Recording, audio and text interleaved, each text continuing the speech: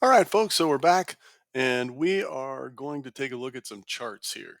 Um, I feel like charts are one of the most useful things that you can get out of sheets, especially for students when they're doing any kind of science projects, things like that, where they have to present data and make it look attractive for other people to look at and maybe get a little more information from them. So I want to take you through the basics of making a chart. And sometimes it's not as easy as it sounds, especially when you have existing data that looks something like this and you want to make a chart out of it.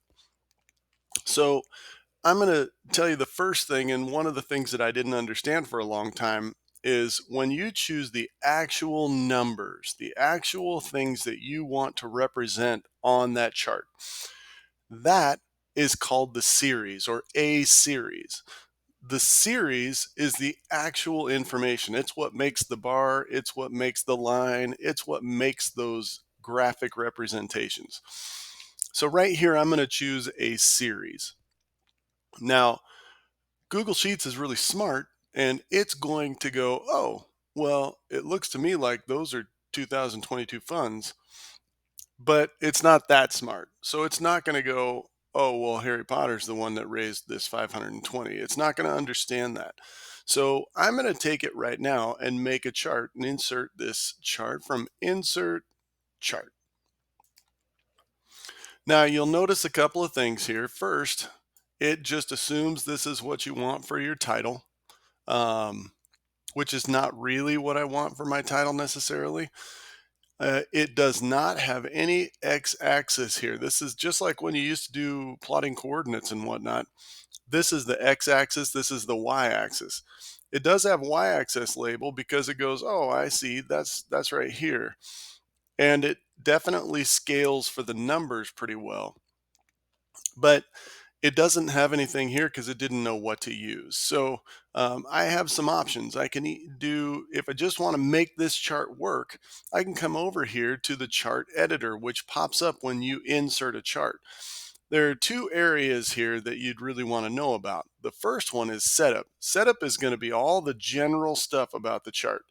It's going to be the stuff that is the really important parts. So the series, the information, the x-axis, y-axis, stuff like that, that's all going to be listed here.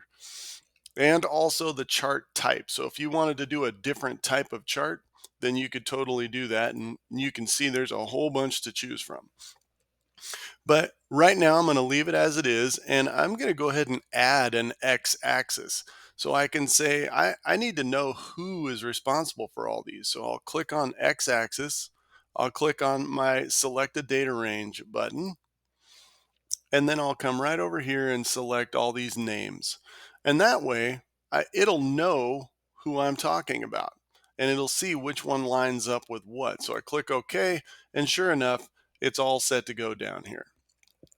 Now, another thing that you should know about is that Customize is filled with all kinds of stuff that you can change about your chart. I don't necessarily start by clicking on Customize. There's a whole bunch of stuff in here. Instead, I like to start by clicking on something in my chart. So if I click on this 2022 funds, number one, I don't even have to keep it. If I don't want to have that vertical axis title, if I don't want to have that, I can just get rid of it by clicking the delete key. And to be honest with you, I think this is pretty self-explanatory, especially if I have it in the title. So I'm going to delete that with the delete key. Next, I'm going to click here on my title because I think I could make that more descriptive. 2022 funds by student. And I could also make it look a little more like I want. Maybe I'll set that to be centered. Maybe I'll make it bold. I can change the color and the size of the font. Maybe that just a little bit bigger. And let's see, I think we're going to need to go up to like 24 to make it a little bigger. So now we have a pretty legit looking um, chart. We can click on the labels to change how they appear, what the minimum and maximum values are. Maybe you want it to have a little different appearance there. You can click on the labels down here to change what those look like.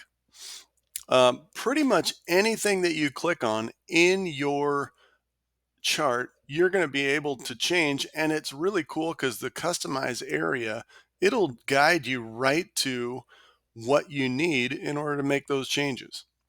So, but one of the things I wanted to show you is that you don't necessarily have to do this all from after you've created the chart. So I'm going to delete this chart. I'm going to do this a little differently and select all of this column, and I'm including the labels at the top, and then hold Control down to select all of this column, and I'm including that label as well.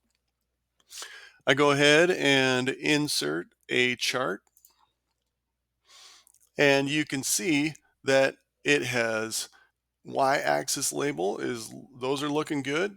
The x-axis labels are looking good. Name, I don't really think that I need. I think that's pretty self-explanatory, so I'll delete that. It's got a legend right here, which I really like because I need to know which color is which funds. And I can always change my title if I want to. Maybe I want that to be centered. Maybe I want that to be, I think I'd like it to say by student. And I think I'd like that to be just a little bit bigger. So let's go here. We'll go 24. And I think that that's a pretty legit looking chart. Again, you can always go and change what those charts look like. So I could come to the setup area. I could try something like this is a bar chart that goes horizontally, and I really like the way that looks. In fact, I think it summarizes it a little better. You will notice that if you change the type of chart, that some of your changes go away. So I'm going to delete this and I'm going to center this, but I think that's about all I'll do. One other thing I wanted to point out, and a thing that I really enjoy, is adding the data labels down here. So when you have these bars, sometimes it's hard to tell exactly how much there is there. But if I add data labels, then it plugs those in for that data. And I can also change the size of that text. So I'm going to go ahead and change the size and make that about 10 for each of those.